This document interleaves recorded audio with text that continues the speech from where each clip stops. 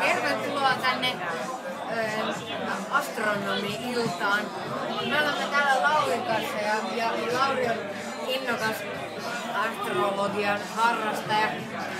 No niin, Lauri, mitä sitten tänä iltana tapahtuu? Te olette olleet astrologi-illassa. Minua innostaa todella paljon kertoa teille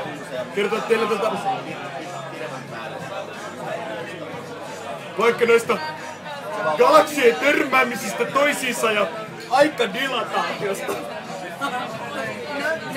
No mitä siellä sitten? Kun kuluu miljoonia valovuosia, tiedätte tämän tähden? Lauri!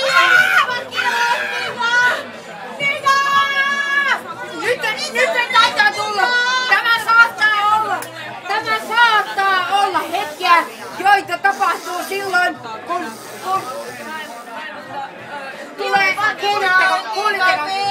tulee uusia tähtitaivaallisia asioita. Tämä